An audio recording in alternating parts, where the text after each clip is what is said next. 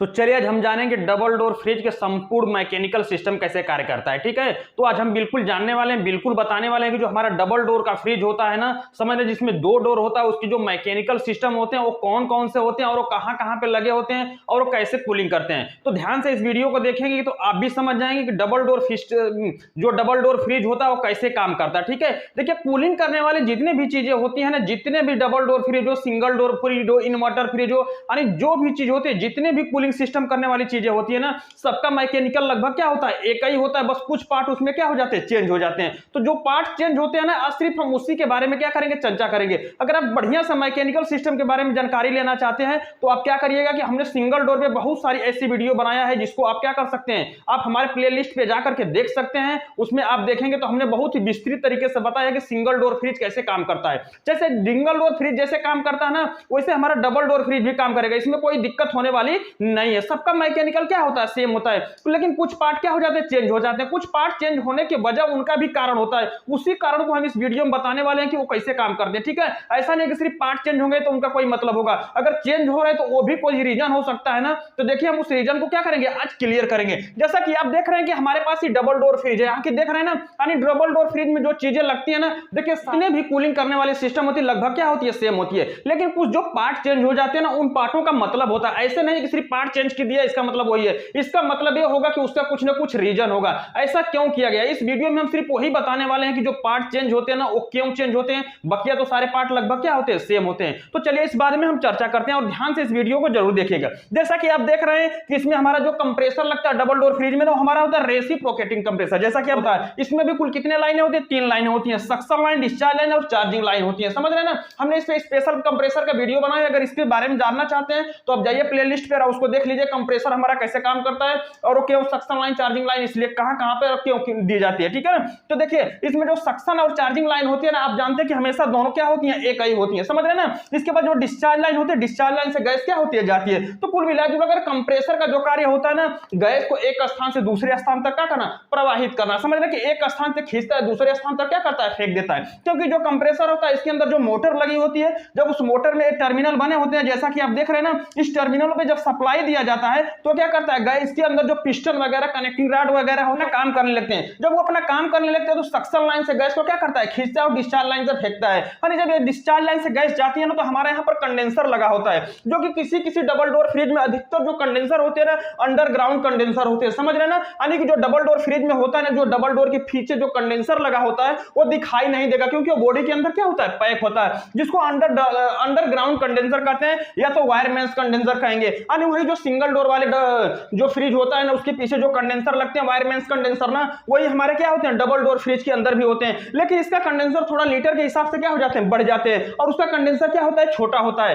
तो जो underground condenser होते हैं ना, हमें दिखाई नहीं देते हैं, और वायरमेंस कंडेंसर हमें बाहर से क्या करते हैं, दिखाई देते हैं। लेकिन जो अंडरग्राउंड कंडेंसर होते हैं ना, उसके अंदर वायरमेंस कंडेंसर लगाया जाता है। तो इस प्रकार से जब डिस्चार्ज लाइन यानी कंप्रेसर के डिस्चार्ज लाइन से गैस निकलती है तो हमारी कहां जाती है, कंडेंसर में। कंडेंसर का कार्य होता है गैस को घुमा घुमाकर वेपर से द्रव में बदलना। डिस्चार्ज लाइन से गैस निकलती है ना, तो उसका temperature high pressure high temperature रहता है। और जब इसमें पिस्टन के ऊपर गैस को पिस्ट किया जाता है, कंप्रेस किया जाता है, उस पर दबाव बनाता है, तो गैस क्या होती है, vapour high pressure high temperature में हो जाती है। इसके बाद जो हाई प्रेशर हाई टेंपरेचर की गैस कहां जाती है, कंडेंसर के अंदर जाती है। तो जब कंडेंसर में जाती है तो हाई प्रेशर हाई टेंपरेचर की जब गैस जाती है तो कंडेंसर की पाइप ऐसे ऐसे क्या होती है, घुमावदार होती है। जैसा कि आप देख रहे हैं ना, ऐसे ऐसे क्या होती है, घुमावदार होती है। ऐसे ऐसे घुमावदार होने की वजह से उनका प्रेशर क्या हो जाता है, डाउन हो जाता है। जो हाई प्रेशर हाई टेंपरेचर की गैस होती है ना, जब कंडेंसर से निकलती है तो हाई प्रेशर लिक्विड के रूप में निकलती है, होता है ना, वो तो हाई होता है, लेकिन किस में होता है, लिक्विड में होता है। किस में हो जाता है, लिक्विड में। क्योंकि जब पाइपे में इस तरह से किसी ऐसे ऐसे क्या करता है, ऐसे घूमता है ना, ऐसे पाइप घूमती है, तो उनका प्रेशर क्या हो जाता है, डाउन हो जाता है। और जो हाई प्रेशर की जो गैस है धीरे धीरे किसका रूप धारण कर लेते हैं, लिक्विड का रूप धारण कर लेती हैं। तो कंडेंसर का कार्य होता है हाई प्रेशर हाई टेंपरेचर को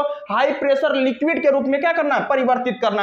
यानी कि जब यहां से डिस्चार्ज लाइन से गैस निकलती है कंडेंसर में, तो कंडेंसर का कार्य है गैस को घुमा घुमाकर वेपर से द्रव के रूप में परिवर्तित करना। ठीक है, ये कंडेंसर हमें दिखाई तो नहीं देते, किसी किसी फ्रिज में हमें क्या करते हैं, दिखाई देते हैं, जो कि सामने की साइड में लगे यानी पीछे की साइड में लगे होते हैं, और जो अंडरग्राउंड कंडेंसर होते हैं दिखाई नहीं देते हैं। इसके बाद यहां से गैस निकल के जाती है हमारा फिल्टर के अंदर, जो कि कंडेंसर से जब गैस निकलती है ना, कहां जाती है, फिल्टर के अंदर जाती है। तो फिल्टर इसमें जो लगता है ना, माइक्रो स्टेनर फिल्टर लगते हैं। क्या लगते हैं, माइक्रो स्टेनर फिल्टर लगते हैं, जो कि इसके अंदर सिलिकॉन की गोलियां होती है, और इधर उधर क्या होती है, जाली होती है। ये माइक्रो स्टेनर फिल्टर थोड़ा सा क्या होते हैं, बड़े होते हैं और इनका भी कार्य होता है गैस को छानना या तो क्या करना, शुद्ध करना। जैसे सिंगल डोर फ्रिज के अंदर हमारा ड्रायर फिल्टर लगता है ना, तो इसके अंदर जो फिल्टर लगते हैं माइक्रो स्टेनर फिल्टर लगते हैं। इनका कार्य होता है गैस को छानना या तो शुद्ध करना। समझ रहे हैं ना, बस इतना ही। फिल्टर का काम इतना ही होता है कि गैस को छानना या तो क्या करना, शुद्ध करना। और इसके अंदर जो सिलिकॉन की गोलियां होती है वो नमी को क्या कर लेती है, अवशोषित कर लेती है। यानी किसी कारण से अगर उसमें मॉइस्चर वगैरह चले गए, कोई नमी वगैरह चले गई, तो गोलियां अपने अंदर क्या कर लेती हैं,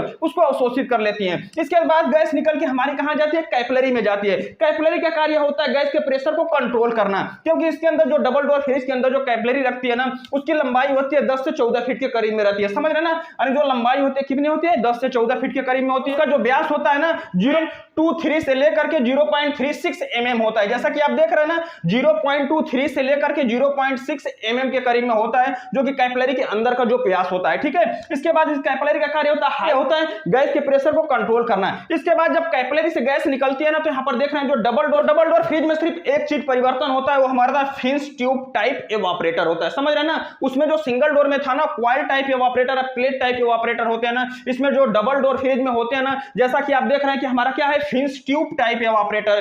फिन्स ट्यूब टाइप एवापोरेटर इसलिए होता है कि जैसा कि देख रहे हैं जो आपने हरे कलर का ऐसे हमने खोचा है ना, ये क्या होते हैं, फिन्स होते हैं। ये फिन्स जो होते हैं एल्युमिनियम के बने होते हैं, और इनके पीछे क्या होता है, ये जो पाइपें होती हैं एवापोरेटर की ऐसे क्या होती हैं, घूमी होती हैं और वो ढकी होती हैं। और फिन्स ट्यूब टाइप एवापोरेटर इसलिए होता है क्योंकि उसमें एरिया क्या होता है, बड़ा होता है। एक ही एवापोरेटर होता है, हमारे दोनों डोर को क्या किया जाता है, ठंडा किया जाता है। समझ रहे ना, ऊपर वाले डोर को भी ठंडा करना है, नीचे वाले डोर को ठंडा करना है, तो वहां पर जो एवापोरेटर का प्रयोग किया जाता है ना, जो ऊपर की साइड में लगता है वो हमारा क्या होता है, फिन्स ट्यूब टाइप एवापोरेटर होते हैं। फिन्स ट्यूब टाइप एवापोरेटर में जो ठंडा करने का जो कमाल करता है ना, यानी जो पूरे बॉडी के अंदर जो सर्कुलेट करता है, जिसके वजह से हमारा ठंडा होता है फिन्सों की वजह से। क्योंकि इनके पीछे क्या होता है, इनके आगे की साइड में देखेंगे तो ऐसे फैन लगा होता है, जैसा कि आप देख रहे हैं कि हमने फैन का सिंबल बनाया है, क्योंकि फिन्स ट्यूब टाइप एवापोरेटर जो होते हैं ना, इनके आगे एक फैन लगा होता है, जिसको हम क्या कहते हैं, एवापोरेटर फैन कहते हैं। और इसका कार्य होता है एग्जॉस्ट फैन की तरह कार्य करता है। कैसे करता है, एग्जॉस्ट फैन जो आपके किचन वगैरह में लगता है ना, बाथरूम वगैरह में जो लगता है कि जो कि अंदर की हवा को बाहर की साइड में फेंकता है, तो इसका भी क्या कार्य होता है, वही होता है जो कि एवापोरेटर के सामने लगा होता है। इसका कार्य यह होता है कि ऐसे फिन्स ट्यूब टाइप एवापोरेटर हमारा इसके पीछे होता है ना, तो नीचे से जो हवा को क्या करता है, अपनी तरफ खींचता है। कुछ डबल डोर फ्रिज में नीचे डक्ट बनी होती है, उसी से हवा ऐसे अपनी तरफ क्या करता है, खींचता है। यानी जो निचला डोर होता है ना, उसकी गर्मी को अपनी तरफ क्या करता है, खींचता है। जब अपनी तरफ की गर्मी को खींचता है, तो जो गर्मी पड़ती है ना, जो नीचे यानी निचले डोर की जो हवा होती है, वो डायरेक्ट हमारे किससे पड़ती है, फिन्सों पे पड़ती है। तो इसमें जो जब गैस जाती है ना, तो एवापोरेटर क्या होता है, ठंडा होता है। समझ रहे हैं ना, एवापोरेटर का कार्य होता है किसी वस्तु या स्थान की गर्मी को खींचकर वहां पर अपने कूलिंग का प्रभाव क्या कर देता है, छोड़ देता है। तो इसका कार्य होता है कि किसी वस्तु या स्थान की गर्मी को खींचकर वहां पर अपने कूलिंग का प्रभाव छोड़ देता है। तो हमेशा क्या होता है, ठंडा होता है। तो जब एग्जॉस्ट फैन यानी जो इसके एवापोरेटर फैन जो लगा होता है ना, जब इसको हम चलाते हैं तो क्या करता है, नीचे से कुछ डक्ट बने होते हैं, उनसे हवा को अपनी तरफ खींचता है। यानी एग्जॉस्ट है तो कुछ हवा को फेंकने की कोशिश करता है ना, जब फेंकने की कोशिश करता है तो हवा को अपनी तरफ क्या करता है, खींचता है।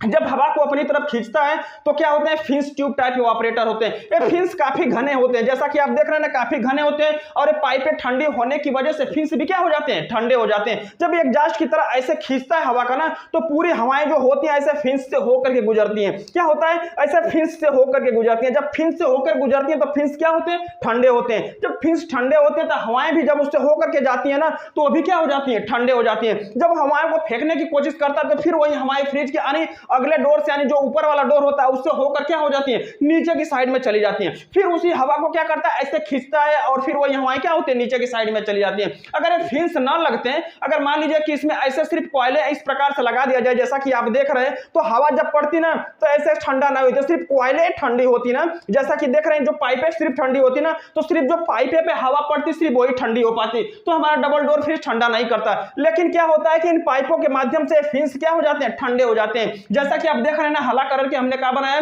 हरा कलर के जो बनाए फिन्स बनाए। इन पाइपों के माध्यम से क्या हो जाते हैं, ठंडा हो जाते हैं। पाइपें जब ठंडी होती है तो फिन्स भी क्या हो जाते हैं, ठंडे हो जाते हैं। जब फिन्स ठंडे हो जाते हैं तो क्या करते हैं, जब हवा इस प्रकार से जब जाती है तो पूरे फिन्सों से होकर के गुजरती है। जब पूरे फिन्स से होकर के गुजरती है, इसके बाद क्या होता है कि पूरी हवाएं क्या हो जाती है, ठंडी हो जाती है, और उसी ठंडी हवा को क्या कर देता है, फेंक देता है। अगर फिन्स ट्यूब टाइप एवापोरेटर न लगाया जाता, सिर्फ इसमें क्या होता है, प्लेट टाइप या कॉइल टाइप एवापोरेटर लगा दिया जाता, होता है तो सिर्फ जो कॉइलें ठंडी होती है ना, सिर्फ हवा उसी को पड़ती, सिर्फ हवाएं उसी पे पड़ती, तो क्या होता है, सिर्फ उतना ही हवा ठंडी होती ना। लेकिन जब ये हवा इससे गुजरती है ना तो पूरी हवा इस पे पड़ती है, जिससे क्या होता है कि पूरी हवा क्या हो जाती है, ठंडी हो जाती है। नहीं तो सिर्फ क्या होता है, सिर्फ कॉइलों पे हवा पड़ती तो सिर्फ कॉइल वाली हवा ठंडी होती और डबल डोर फ्रिज ठंडा होने में लगभग 2-3 घंटे हो जाते हैं। लेकिन आप देखते हैं कि लगभग 5 से 10 मिनट आप चलाते हैं और पूरा लगभग अपना डबल डोर फ्रिज होता है, नीचे से ऊपर तक क्या होने लगता है, कूलिंग करने लगता है। तो कूलिंग करने का जो मेन रीजन होता है हमारा क्या होता है, फिंस ट्यूब टाइप क्या होते हैं,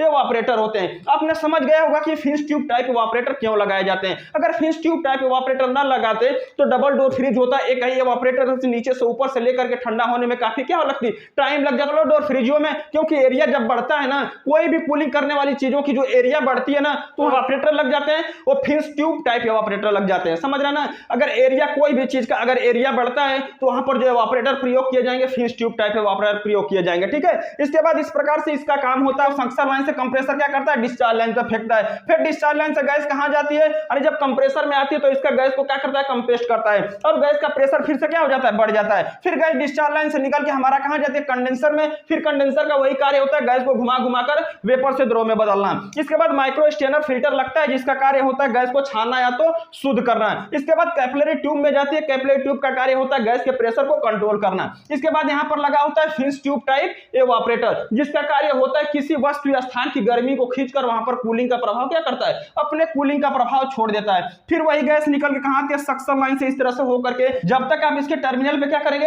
सप्लाई देंगे, तब तक क्रियाएं क्या होंगी, बार बार होती रहेंगी, बार बार होती रहेंगी। तो आपने इस वीडियो में देखा होगा कि सिर्फ एक चीज बदल गई है, डबल सिंगल डोर की अपेक्षा एक चीज सिर्फ बदली है, उसके अंदर क्या है, फिंस ट्यूब टाइप एवापोरेटर है। और फिंस ट्यूब टाइप एवापोरेटर इसलिए हमने लगाया क्योंकि इसलिए लगता है क्योंकि आपने समझ गया होगा कि एरिया जब बढ़ता है तो वहां पर कूलिंग की ज्यादा आवश्यकता होती है, इसलिए वहां पर फिंस का प्रयोग किया जाता है। और फिंस इसलिए लगते हैं कि फिंसों में क्या होती है, पाइपें जब घूमी होती हैं तो जो हवाएं जब पड़ती हैं तो फिंस भी पूरे क्या हो जाते हैं, ठंडे हो जाते हैं। तो जब हवाएं हो करके गुजरती हैं तो वो पूरी हवाएं क्या हो जाती हैं, ठंडी हो जाती हैं। तो आपने देखा होगा कि किस प्रकार से हमारा डबल डोर फ्रिज काम करता है और उसके अंदर कौन कौन से सारे पार्ट लगे होते हैं। तो ध्यान से इस वीडियो को देखे होंगे तो आप भी समझ गए होंगे डबल डोर फ्रिज के जो मैकेनिकल सिस्टम होते हैं ना वो किस प्रकार से काम करते हैं। तो इस वीडियो से संबंधित कोई भी सवाल और सुझाव तो कमेंट बॉक्स में जरूर लिखिएगा। वीडियो देखने के लिए बहुत बहुत धन्यवाद।